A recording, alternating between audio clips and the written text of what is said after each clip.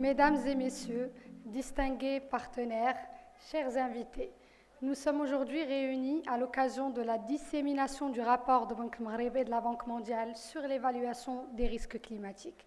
Pour commencer, j'ai l'immense honneur d'inviter sous vos applaudissements Monsieur le directeur général de Banque Maghreb. Bonjour à toutes et à tous. Je vous souhaite la bienvenue à Banque Maghreb et à cette rencontre qui permettez-moi tout d'abord de saluer la collaboration entre ces deux institutions, la Banque mondiale et Banque Maghreb, qui est remarquable et très riche en projets. Et je tiens aussi à remercier les experts, les responsables, ayant réalisé et supervisé ce rapport. Je tiens aussi à saluer la présence parmi nous des représentants des départements ministériels, des régulateurs financiers, des banques, des institutions financières nationales et internationales, ainsi que les représentants des médias. Si la responsabilité première de lutte contre les changements climatiques revient au gouvernement, les banques centrales, de manière générale, sont aussi concernées par ces changements climatiques dans la mesure où ces risques impactent la stabilité des prix et la stabilité financière. Ainsi, Banque Maghreb a commencé à intégrer les enjeux climatiques dans ses activités dans le sillage de la COP 22. Toutefois, les risques climatiques sont systémiques et complexes et transcendent les frontières nationales et les secteurs économiques. Donc, c'est pourquoi Banque Maghreb a rejoint en 2018 le réseau des banques centrales et des superviseurs pour le verdissement du système financier, appelé NGFS en anglais, pour être l'un des membres fondateurs. Le rapport objet de notre rencontre aujourd'hui constitue une étape majeure donc, dans le processus de mise en place progressive d'un cadre de régulation des risques liés au climat. Cette étude a permis d'aider à mieux comprendre les enjeux climatiques, à identifier les sources potentielles des risques liés au climat, et d'établir et tester des méthodologies et des outils de mesure des risques financiers liés au climat. Ce travail a pu fournir en effet les premières estimations de l'impact des chocs climatiques selon plusieurs scénarios sur le bilan, la solvabilité et la profitabilité des banques. L'étude a également tiré les leçons des difficultés rencontrées en termes de data sur les risques liés au climat et au plan de la modélisation compte tenu de la complexité des interactions entre tout ce qui est macroéconomique, macrofinancier et risques climatiques. Le travail en cours sur le développement de la taxonomie climatique au niveau du gouvernement, avec les parties prenantes, incluant la Banque centrale et avec le soutien de la Banque mondiale, devrait contribuer à réduire le gap que nous avons relevé au niveau des données. Enfin, cet exercice que nous avons mené avec la Banque mondiale va nous permettre de continuer à faire évoluer le cadre réglementaire et à améliorer l'évaluation des risques climatiques tout en remédiant aux défis conceptuels et techniques rencontrés. Sur ces mots, je cède la parole à Monsieur le directeur Maroc de la Banque mondiale. Le changement climatique, c'est le thème le plus important du monde. Donc, de voir qu'est-ce que c'est la relation de ce changement climatique avec le système financier, la stabilité financière. Ils ont utilisé des modèles sur la macroéconomie, sur la relation entre le secteur financier et la macroéconomie, et après de voir le profil des actifs des banques sur tout ce qui pourra être impacté pour le changement climat, donc des actifs, des entreprises, des ménages, de l'infrastructure publique, et de faire du modeling de ces risques et aussi du risque de transition vers une croissance verte. Il y a seulement un ou deux autres pays mondiaux qui ont fait ce type de rapport. Et aussi, après cette présentation du rapport, on va aussi discuter qu'est-ce que c'est l'implication de ce rapport sur les politiques de la Banque Maghreb sur la supervision des banques et comment on peut gérer les risques qui sont là, mais en général, les risques, ils sont gérables. Donc, je pense que ça, c'est un message très important de ce rapport. On commence par la première session, à savoir la présentation du contenu et des recommandations et conclusions de l'étude menée conjointement avec la Banque mondiale. Donc j'invite sous vos applaudissements Madame Emma Dalwidjan et Reda Aboutejdine, expert de la Banque mondiale, à nous exposer les conclusions de ce rapport. Merci de nous rejoindre aujourd'hui pour cet atelier sur ce rapport, en particulier sur les risques climatiques pour le secteur bancaire marocain, mais qui couvre vraiment tout l'agenda du lien entre le changement climatique et la stabilité financière. Dans ce cadre-là, dans ce cas de ce projet, je voudrais vous parler des questions qu'on s'est posées, du cheminement qu'on a fait pour arriver aux réponses vraiment préliminaires qui vont ouvrir la voie vers des travaux conséquents et tout un programme de travail. Donc tout d'abord, comme vous le voyez sur la gauche, je voudrais expliquer l'introduction et les objectifs. Donc, ce qu'on a voulu faire, c'est vraiment capturer, au-delà de ce qu'on comprend en général, c'est-à-dire le risque physique, comment est-ce que, d'abord, une catastrophe, quelle qu'elle soit, impacte la construction, le matériel. Ensuite, non pas quelle qu'elle soit, mais spécifiquement les risques climatiques, et surtout non pas juste le dégât direct, mais aussi sa transmission au secteur financier. Comment est-ce qu'il y a une composition des effets? Donc d'abord, en deuxième étape, on a regardé les risques physiques. Donc on s'est intéressé aux risques d'inondation et aux risques de sécheresse. Contrairement à des risques bien connus comme le séisme, donc on a vu qu'il y a de la modélisation très avancée, en particulier pour la sécheresse, mais aussi pour l'inondation, c'est beaucoup plus compliqué car il y a besoin d'échelles beaucoup plus fines. Donc on a fait déjà un travail d'innovation très poussé pour avancer sur ce front-là. Une fois qu'on a mieux compris ces risques physiques, on s'est posé la question des risques de transition. Car quand on se pose la question de comment traiter les risques physiques, et surtout climatiques, leur source est le changement climatique. Si on veut prendre des mesures politiques pour atténuer ce changement climatique, cela pose des risques de transition, car les mesures prises créent des risques plutôt d'ordre économique et politique. Une fois qu'on a fait ce constat-là, on s'est posé la question, alors, qu'est-ce qui se passe au Maroc? Donc on a travaillé avec vous, avec nos partenaires de Banque Maghreb, pour faire un premier constat sur les mesures qui étaient déjà en place. Et puis, une fois les étapes 2, 3, 4 faites, on a ce gros constat de ce qu'on a fait et de ce qu'on peut faire, et on a avancé sur des recommandations, donc premier lot de recommandations qu'on pourrait examiner ensemble pour voir comment avancer. D'abord, il faut dire que vous pouvez être très fiers de ce que vous avez fait. Vous êtes les premiers dans votre genre dans la région et parmi les premiers dans ce cadre-là. Ce n'est pas un travail facile. La richesse de cette approche-là, c'est qu'on a ramené toutes nos expertises différentes au sein de la Banque mondiale pour combiner ces expertises et créer ce travail innovant. C'est aussi de là d'où vient l'innovation. J'ai évoqué toutes les expertises Banque mondiale, mais il y a aussi l'expertise Banque al-Maghreb, la connaissance granulaire fine du secteur marocain de la banque, sans laquelle on ne peut pas connecter la modélisation pure et l'ancrer dans le contexte marocain. À quel point c'est important en fait de continuer à enrichir cette analyse dans le futur avec des données et des modèles plus élaborés. Donc ça, c'était vraiment une première étape, un exercice exploratif, pour mieux comprendre aussi les défis spécifiques pour continuer ces exercices au fil du temps. Même si on est arrivé vers 2020 pour faire ce travail-là, il y avait déjà un terrain de travail de la part de Banque Maghreb pour commencer sur ces questions-là. Dès 2016-2017, il y a eu une feuille de route par tout le secteur financier pour l'aligner sur le développement durable au Maroc. Ensuite, en 2019, Banque Maghreb a lancé une unité de finance verte. D'ailleurs, son efficacité a été prouvée très rapidement puisque c'est avec eux qu'on a travaillé au sein de la supervision bancaire. Et BAM a soutenu publiquement les normes TCFD dans ce contexte-là.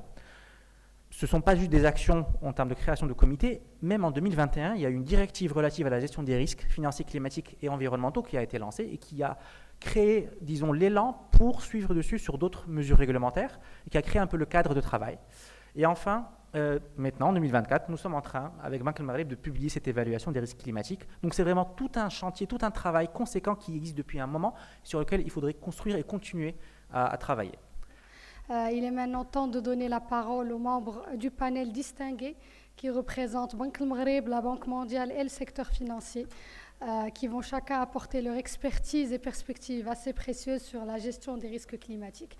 Donc j'invite sous vos applaudissements M. Nabil Badr, adjoint à la direction de supervision bancaire de Banque Maghreb. Monsieur Djibrila Adamoïssa, qui va modérer cette session et qui est le manager de la pratique globale du secteur financier à la région MENA à la Banque mondiale. Monsieur Jean Pem, directeur de la pratique globale du secteur financier à la Banque mondiale. Et Monsieur Wamdina Choukri, directeur risque à Tijari Wafa Bank. Bonjour mesdames, messieurs. Je pense que la présentation était très intéressante, mais je voudrais juste peut-être en guise d'introduction dire que pour dédramatiser un peu le thème, nous sommes les banques centrales, les banques commerciales sont des institutions qui sont outillées à évaluer les risques, à les prendre, et je pense que c'est leur métier.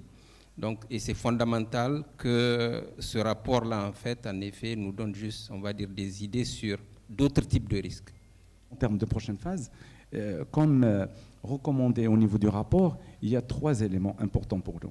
Il y a le premier élément, c'est l'accélération de l'intégration de la gestion des risques climatiques au niveau de nos dispositifs.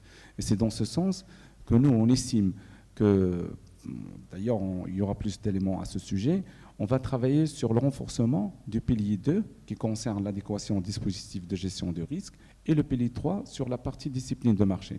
Il y aura tout un cadre qui va sortir sur lequel il y aura beaucoup d'échanges de communication.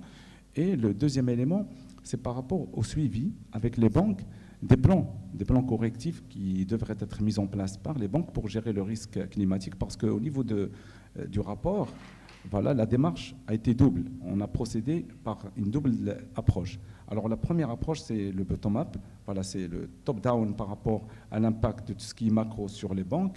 Et également, bottom-up, c'est l'impact au niveau des portefeuilles. On a identifié les portefeuilles qui sont vulnérables par rapport au risque en termes de secteur, en termes d'activité et en termes d'inondations fluviales et pluviales, également sécheresse. Et c'est dans ce sens qu'on a dit, on a identifié au niveau de chaque banque, voilà les impacts à gérer, à adresser. Et c'est dans ce sens que Banque Maghreb, dans le cadre du monitoring des risques au niveau de chaque banque, il y aura un suivi individualisé pour évaluer les plans qui seront mis en place par les banques à ce sujet, et également continuer dans le cadre de la démarche de contrôle sur place et d'échange de proximité avec les banques. Par rapport aux défis, je vais en citer 3 ou 4. Donc le premier, je pense, il était sur toutes les langues depuis le début de cet atelier, c'est la problématique data.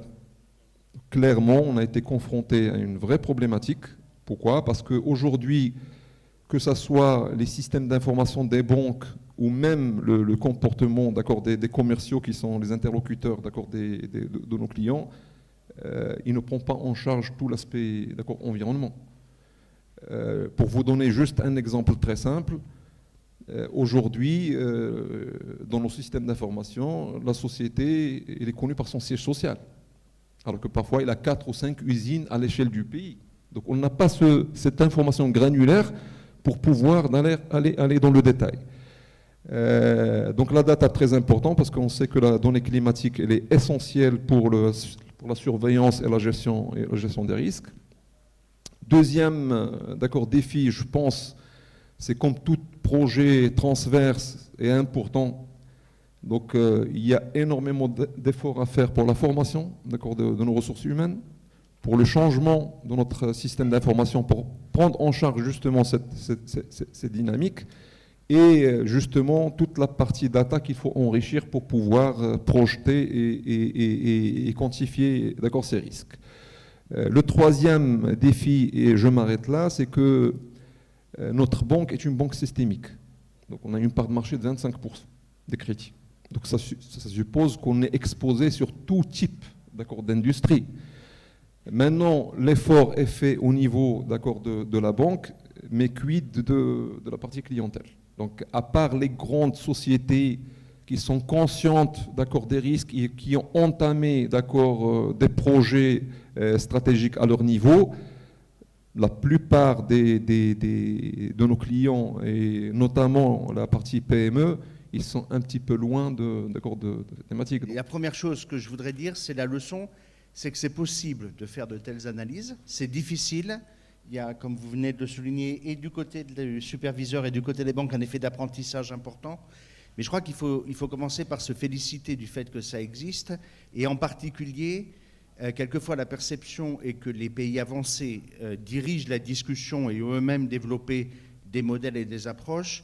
C'est très très important de voir que des pays émergents se lancent dans cet exercice, voire innovent, comme ça a été le cas ici, notamment avec le travail sur la sécheresse, et adaptent toutes ces problématiques aux situations particulières auxquelles ils sont confrontés. Les risques climatiques ou les risques de transition au Maroc sont complètement différents d'un autre pays. Donc je pense que le premier élément, c'est le mérite d'exister, d'avoir fait tout ce travail en commun. Et ce n'est pas parfait. Il y a une bonne partie des éléments qui sont à prendre avec prudence. Je pense qu'on a collectivement beaucoup appris sur cet élément-là. Et comme vous venez de le souligner, il y a un effet de renforcement des capacités. Il y a un effet de sensibilisation du secteur bancaire. Donc maintenant, les banques peuvent une à une recommencer ces exercices avec leur propre modélisation. Et ce faisant, ça fait passer des messages à leurs clients. Le premier défi qui a été relevé, c'est l'élaboration de ce rapport très compliqué qui a pris 2 ans et qui a permis déjà d'identifier là où il y a les difficultés à surmonter et pour nous les leçons à tirer de ce premier exercice. Alors en termes d'enseignement, il y a le point qui a été cité qui est la data. Data, c'est une problématique universelle, ce n'est pas spécifique au Maroc et d'ailleurs le NGFS il travaille sur la mise en place d'une base de données qui va regrouper la data et qui devrait être lancée prochainement et auquel cas il y aura un bénéfice à tirer de ces informations qui devraient être intégrées au niveau de cette base de données. Deuxième élément sur lequel on devrait travailler, qui est inscrit dans le cadre de notre plan d'action, c'est la partie SI des banques pour intégrer toutes les informations qu'on estime pertinentes pour leur permettre déjà de calibrer et d'affiner leur analyse. Et sur le plan réglementaire, et ça je pense que c'est un élément qui a été échangé avec les banques, pour harmoniser la partie data au niveau de toutes les banques, on est en train de travailler dans le cadre de la ligne sur la résilience et la durabilité FMI. Avec l'assistance de la Banque mondiale, on est rassuré du fait qu'on travaille sur ces 2 textes fondateurs, à savoir la communication extra-financière conformément aux normes ASSB. Là, c'est une première au niveau international. On était sur TCFT. Maintenant, on doit switcher vers cette norme nouvelle, et auquel cas, on a besoin de l'assistance pour pouvoir implémenter ce cadre. Et également, on est en train de travailler sur un texte qui va recenser les expositions des grands risques sur le risque climatique. Ça va permettre même de couvrir les principaux risques qui sont encourus par le secteur bancaire. Et sur notre plan, en lien avec la data, on travaille avec les autres parties prenantes sur la taxonomie. Très important pour déjà avoir une liste des secteurs et des activités qui relèvent du vert. Voilà, pour éviter le greenwashing. That one look into general impact and actually was launched in Marrakesh during the annual meeting, was successfully held here. There you will see, take a long-term view. It look into the impact on growth. It look on the sectoral impact. If anyone is interested to see the vulnerability and the sectoral impact of each sector, and it was also summarized and integrated. I think the issue of competitiveness and impact on enterprises is also discussed. And I think my colleague here highlighted while there is impact on competitiveness, there's also great opportunities. And Morocco, being one of the few leading countries in renewable and has huge potential in renewable and hydrogen and others, we need to keep in mind, as many colleagues mentioned, Morocco is also closer to Europe and a major exporter to Europe. So I think this session also brought the issues of climate are not really within one border. So CBAM has implication, will come into effect soon, and so for firms needed to understand the implication of it, and that's an issue that's been discussed in the report. But there are also great opportunities. If a country is leading on renewable, it could benefit from voluntary carbon credits. Let me just emphasize, as we expect by 2050, this will be a size of $50 billion. So the work that Morocco has been leading in the taxonomy first, I think enabling establishment of voluntary carbon credit is one potential way of also attracting more and additional new resources that can improve competitiveness of Moroccan enterprises.